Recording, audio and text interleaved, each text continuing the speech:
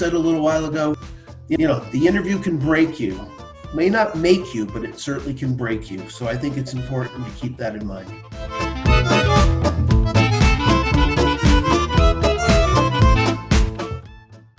So, number one, remember, the interview is the college's way to get to know the applicant better and to see who they are, in three dimensions in the flesh and blood, as opposed to kind of like on paper, or at least in the older days, right? And now like on the digital screen. And it's a chance for the student to give a lot more kind of context and maybe nuance and information with respect to what they're passionate about, what they've sort of done in the past on their CV to demonstrate their interest in attending a particular school. And it's also a great place, and Michael, you've always said this, to ask the questions that you can't get the answers to online, right?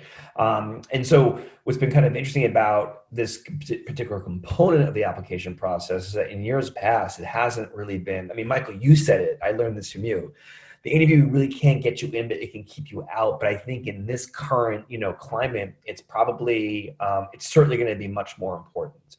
And it actually can help you kind of get in and improve your chances. So, Michael, before we start talking about the next slide on different types of interviews, anything else you want to say about the college interview in general? Yeah, I think the one thing to remember is, colleges can't get out on the road like they used to and come and visit you at the high schools. They can't get out on the road and go to college fairs where you could sit across from them at a table and ask some of these questions. So having the opportunity to be able to do an interview like this, in terms of a virtual interview with an admissions person, or we'll talk about other opportunities as well, is really significant. And, we'll highlight why we think this year it could be more important than ever. So Michael, we'll take your lead here and we'll talk about the three types of interviews. And really, this is the way that you've organized it.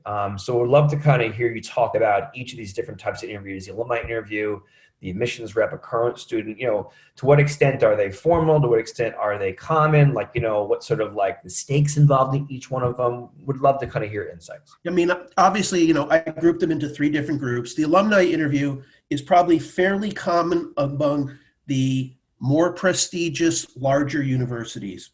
Many of the Ivy League schools, that I was at Brown, use alumni interviews. Schools like Tufts, schools like Georgetown. So schools, in addition to the Ivies, use the alumni interview. So the alumni interview is really useful in terms of the fact that the admissions office just does not have the personnel to be able to offer the number of interviews that they would need to offer to the applicants. So this is their means of doing it. And the interesting thing about it too, it keeps an alumni connected to the school as well too. So from a public relations point of view, it works, it works quite nicely in terms of that.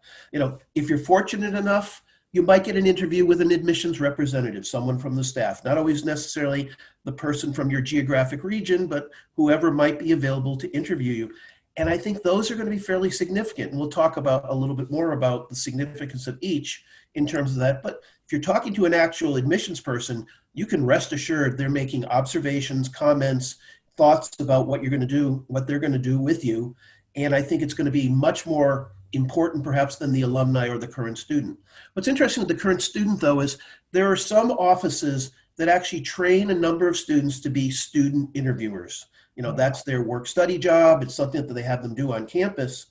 And they write up reports and they put reports into the actual file about the particular student so they can be equally significant. In some ways, I think sometimes the current student one could be just as valuable, if not more valuable, than the alumni interview, because the current student is more in tune of what's going on right now on campus.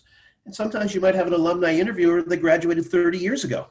So I think in a lot of ways, there's significance that can be put on all three. And as you just said a little while ago, the interview can break you. May not make you, but it certainly can break you. So I think it's important to keep that in mind. Michael, one of the questions that kind of came in through the question field in the registration space was people were asking if alumni interviewers will they have any information about you regarding grades, test scores, activities, essays? What's typically the scenario? Yeah, one of the major differences is if you have an interview with an admissions rep or a current student, sometimes in the past, you'd actually even do those in the summer before you apply. The alumni interview is normally triggered off after you apply. So in other words, the university has received your application, or at least most of your application. They're able to create a kind of sheet of information about you that is then sent to the alumni. So the alumni is going to know a little bit about you when they have that interview. And I think we may mention this again later, but I'll say it now too. There's no harm in you looking up who the alumni is too. Maybe look up their LinkedIn profile, find out a little bit about them, find out perhaps when they graduated, and that will help you in terms of being able to kind of know what's going on in terms of that particular interview. Yeah. Yeah, and you had that that point that we sort of featured here in the sort of like tip note, which is get to know the person that you are going to be meeting with if you have that information. I mean, you will have that information, and it's totally okay to research them online. I mean, I think I would be more impressed if I was an alumni interviewer or an interview of any kind, if I came to a conversation, this person clearly did their research, right? It's also another way, I think, of sort of demonstrating interest. Yep. You're so interested in this interview, you want to make such a good impression that you've done like, a deep dive on their background. Absolutely. You see that they're working at XYZ company. I mean, that makes an impression, right? No question. So this is interesting too, a quick little anecdote. A student of mine recently did an interview with Babson. And by the way, Babson College is doing like the pandemic right. They have created a drive-through college tour.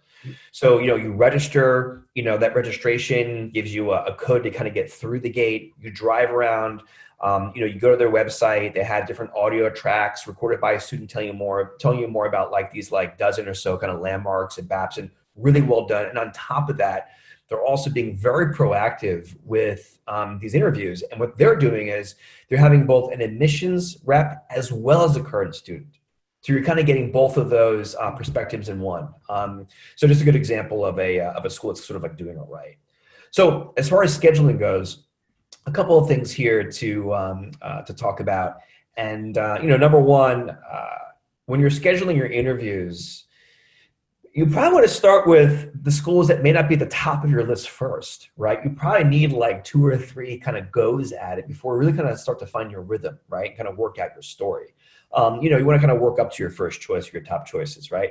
And also, don't worry if you're not being offered an interview. Like not all schools do them. And even in the best of times, like some schools find it tricky to arrange interviews for every single applicant. Michael, I know in one case, I have found that for some of the more popular schools, it's easier maybe for like an international student to get an interview than say maybe a U.S. student, simply because the ratio of interviewers to students might be a bit stronger. And then, just sort of like finally, if you do have the option to interview, you certainly, want to take it, right? And you want to be certainly proactive. And remember, everything counts. So the way that you schedule the interview, the way that you respond to the email when the interview kind of comes up, right? You want to be proactive. It's a way of them tracking your interest, and how you handle just the scheduling, all of it makes sense. I mean, Michael, anything you want to add or anything you want to? Yeah, I think the important thing back to being proactive is there are only going to be a limited number of slots. So the sooner you get on top of this, the better. And again, remember, some schools will say to you, no, we don't schedule it until after you apply. But for the many schools that are doing them now already, go ahead and get going. And I think you're absolutely right in terms of, do 1 or 2 where you're not as keen on that particular school to kind of get it under your belt, because, having a little practice makes perfect. We're going to talk a little bit about doing some practice interviews before you even do an interview, but I think it's important that you start to think about what are the things that make sense in terms of how you're going to be successful with these interviews.